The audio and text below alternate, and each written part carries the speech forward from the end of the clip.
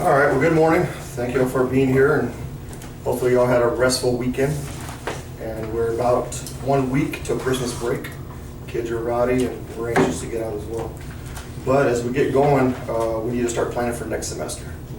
We have our professional development plans that we have to get together with, collaborate, and to make sure that whatever we come up with is best for meet our teachers' needs so they can facilitate the knowledge in our classroom. So sticking with what we've learned in prior professional developments, learning objective is going to be to analyze our professional development needs for our teachers, and then our demonstration of learning is going to be able to come up with a minimum of 5 professional development activities that we can implement in the spring. So in doing so, I know a little backtracking. In the fall, we already had professional development on T-tests. In the history department, we had some on the DBQs. We had drugs on campus, and some teachers went and got their GT training, which is very beneficial. So as department chairs, what I'd like to hear from y'all are some ideas that you think would be beneficial to help our campus in this area. Well, I know I was talking to one of my teachers about professional development, and he felt, you know how they want us as faculty members to differentiate for students? Well, he felt we should do the same for faculty. You know, make sure not just have, you know, a session of 3, but maybe have 6 or, you know, 7 that we can kind of enroll, little courses that we can enroll in. So we can do the same differentiation for the faculty as well.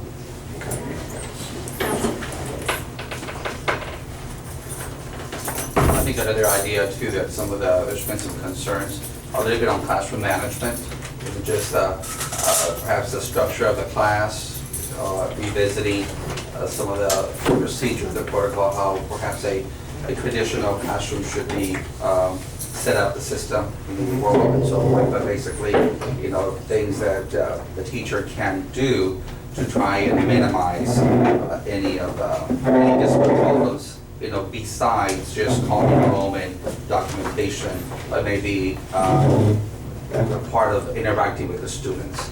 You know, just what is it that you can do? Perhaps just, you know, walking around a little bit more. But I think classroom management is something that we can perhaps visit in the spring, especially because things will get pretty unbridled during the spring. So, yeah. Anybody else? I really like the technology over website training. I know we took everyone's website off, and we need more time to develop those sites. The web pages, yeah, that's true. And maybe a training on apps for the iPads. I know a lot of teachers are making videos of themselves and experimenting with all the new apps, so if somebody's knowledgeable about that, I think that would help. And Google Drive would be another one too. Probably the whole Google concept, right? Google Classroom, Google Drive. Google Classroom.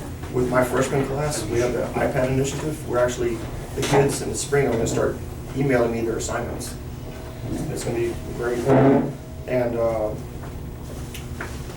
just coming back from GT training, Rolando Rublo Cabla, he did a great training on using technology and assessments. And I don't know if we can get him to present that all the time, or send teachers to him.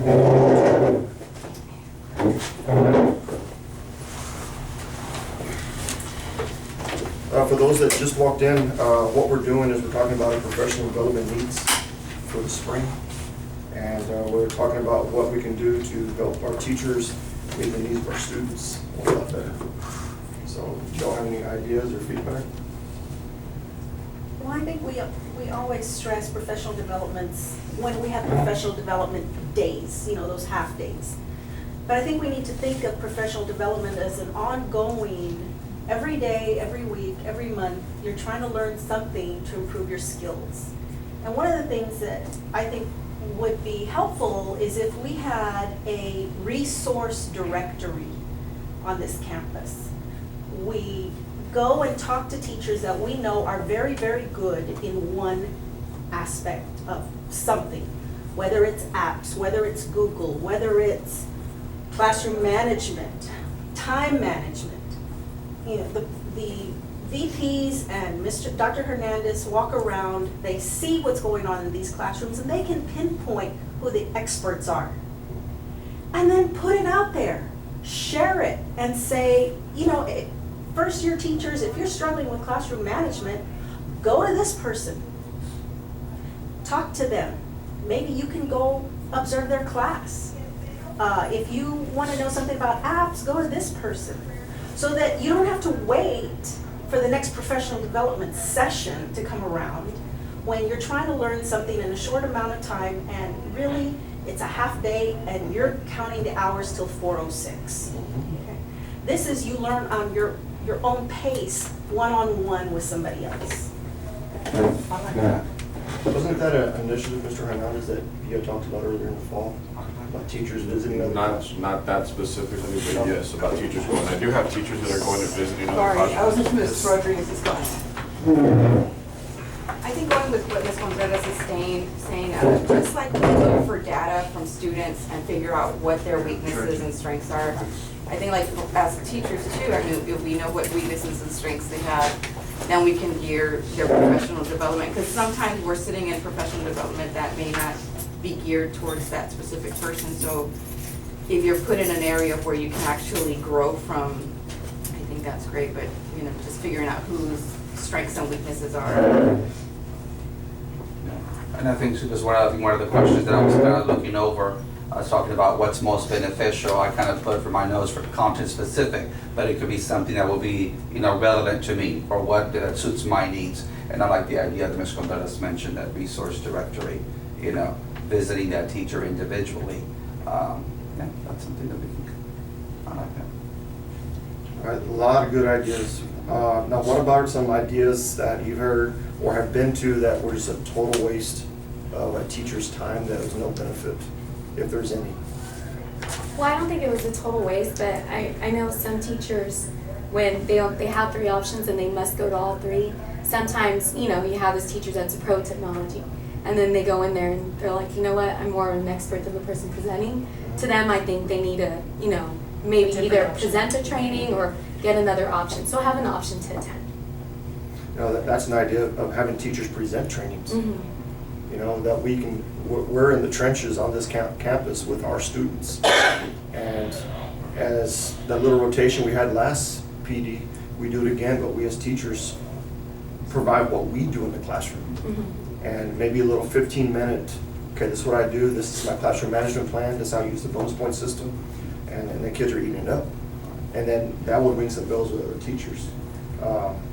Because, you know, I'm just got packets of information from the GT training that I'm already implementing, and I've already seen a change in my classroom. Mm-hmm. I mean, it's more student driven, and just like the plans, we're more facilitators of knowledge, and the kids are learning by themselves with us leading the way. So if we as teachers and campus leadership drive that professional development, maybe it's more meaningful. Instead of having a stranger come off the street, you know, given what they know that work at their place. Well, definitely, because anytime I know the presenter, I'm going to give them more, I don't want to say respect. I would respect anyone. That's not the word I'm searching for, but credibility maybe, because let's just say, you know, David's trying to present something, whatever it is. I know David, and David's saying, this is working in my classroom. I'm going to hone in on what David is saying. But if it's somebody, like you said, from central office that maybe I don't know, or I've seen once or twice, I'm going to go, yeah, but what do they know about what's going on Now, they've been removed here? from the classrooms for so long, they don't know exactly what the atmosphere is or the culture Right. is right now. Or the needs, for that matter. Well, speaking of needs, what are some dire needs that you think we need on campus? Classroom management is one. Not everybody's perfect, but some could use some improvement. Well, I mean, I just think we have a lot of new teachers, and a lot of them are doing alternative certification, and so they just need that extra support and help. And I think that visiting other classrooms where the classroom management is good might be helpful to them. Yeah, because we all remember our first year's teaching. It's hard. I mean, even as a guy, when I'm in tears one day. Like, no, and I did junior high for 1 year and got out. And that was done. But the older you get, the more relaxed you get, and you know, the age difference increases, unfortunately. And then, you know, we start controlling our classrooms better. You pick your battles better too. Yes, you do. Yeah. Because there's some things you're more tolerant of because you understand it's just something goes with the age and you just kind of direct it and then it's over. But you can make things escalate if you react to it rather than, so that's probably one of the things. I think the biggest differences that I've noticed as an experienced teacher and my young teachers is that they're very quick to react rather than think back. And that's one good thing that I think in the last session that we had when Dr. Hernandez and Mrs. Alvarado presented, that was a reminder, you know, to me. You know, don't want to really react emotionally. I want to think about what my actions are going to be, because as you were saying, I could either escalate or de-escalate a situation. So I like that. That was a good reminder. Well, do y'all have any obstacles that stand in our way? I mean, for myself, getting to GT training was no problem on this campus. You submit it, you do it online, you turn your paperwork, and it's done. Is there anything on that y'all have feedback on? Had any issues? So we can say that our campus is striving for us as teachers to improve, to help our kids more. All right, what about content area specific? I know that in the history department, we probably can use more review on the database questions and more knowledge on that, because that's something we got to push to help our students with the reading and writing. How about in math or anything? And fine arts, last year or maybe 2 years ago, we did 21st century, is that skills or 21st century? I know it kind of relates technology to a lot of different areas, but there were some specific professional developments that came in that targeted the fine arts, and they were well done. I would love to see that back. I would have to research who the presenters were possibly and get you the names. Okay. Anybody else? English, science? Science, it would be mostly with STAR, just activities. We just would like more review activities, and I know astronomy is trying to build a program, so. That would be the same thing for English. It's more STAR review outside of what we have from TEA, because we tend not to really go to the TEA website because we know that the administration uses those release tests as our benchmarks and whatnot. So we're constantly, or at least I know that a few of the freshmen are, we're constantly creating our own little STAR programs, but something that is more accurate, because I know that what's out there is stuff that was already published before people even knew what STAR was looked like, so maybe some newer STAR material. Anybody else? Special education is a beast within itself. And as a department, we really need time to go over IEP writing, goals and objectives, all the components of that IEP, and the legal ramifications if it's done wrong. And it's difficult to get everybody together at one time to do that. So we try and break it up into little, chunks, like I'll do life skills together, deaf education, teacher, just one-on-one. But if at any time we could all be together, it would be great. It's just the scheduling. Everybody's so busy. Well, it's because everybody has all these other duties as well. So it's the scheduling that becomes difficult.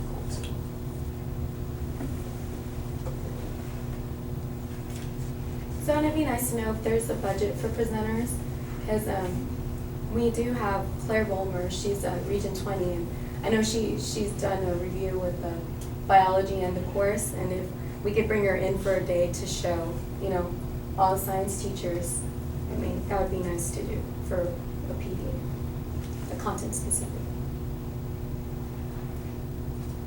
Any other ideas? Everybody's good with safety of a campus environment? Some faces? Yes. I mean, I think that we've done a lot of wonderful things as far as safety goes. Yeah, Mr. Long's done a diligent job. I mean, He has done his due diligence, and it shows, but people are now getting used to it. Everybody's used to the doors being locked, you know? Everybody's used to, you know, the evacuation plans and things like that. It's just it's something that you just have to do over and over until it becomes second nature, and that's the whole purpose of safety training. So I think we're on the right road. Are we having a drill this week? Unannounced.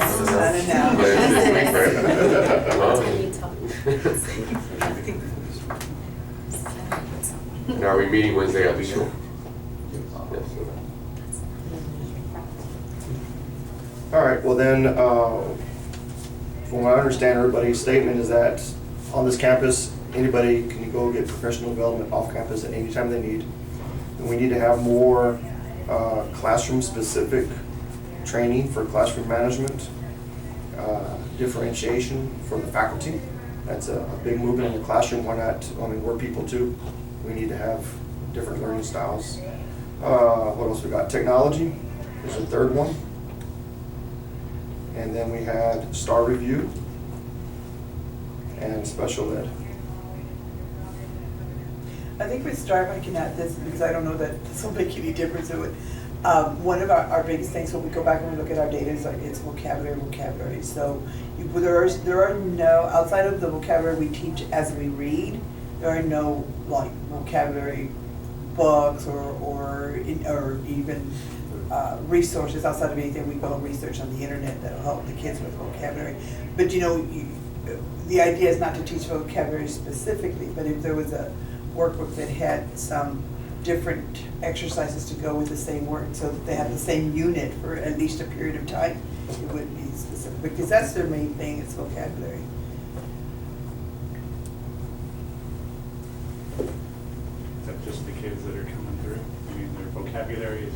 That's what they lack, yes. If you looked at the data, a lot of the questions that they miss, it's because they gave up, because, you know, and that's why it's so crucial.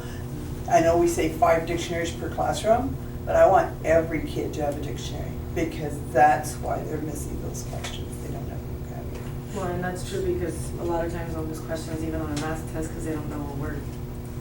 And they can't use a dictionary for the test, but. That's true. But you start trying to figure out what words they don't know and make it a point to try and get Right, them to know. yeah, because the academic vocabulary, we can approach that, we can teach that, but you never know what vocabulary words they get in the story, and so the more familiar they are with even just the root of a certain word, you know, better for them. And that's across the board in all subjects. Mhm. Because we have the same thing in history. Coach, you have any thoughts? I'm just swallowing it all in. Absorbing. Yeah. There you go. All right, and then we all agree that possibly in next PD we have some teachers present. Yep. Is that something we're all for? And if some of our people in our department don't want to volunteer, then y'all will step up to the plate and assist. Well, we'll see if that works. We'll see if we People get there. volunteer if they're really good at something, you want to Yeah. volunteer, I'd say all that. I think try not to make it too stressful, make it like 30-minute sessions like the last time, so they're Yeah. not feeling like Yeah, they and have I've to had a fill couple- 3 hours worth. Yeah. Because Yeah. that's where it gets stressful, you're like, well, when am I gonna figure out time to present 3 hours worth of information or come up with that? So I think 30, like, especially like the iPad stuff, there's a lot of good stuff on the iPads. Yeah, there but is. a lot of people don't know how to use them, and My kids teach me more than, yeah. you know.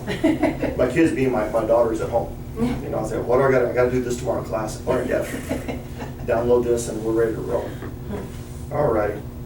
All right, well then, the leadership team will get together and try to formulate a plan for classroom management, technology, teacher presentations, special education needs, and STAR review.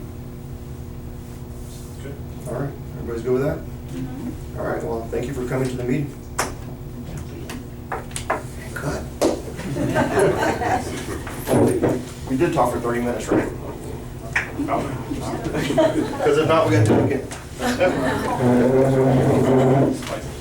All right, some stuff real quick.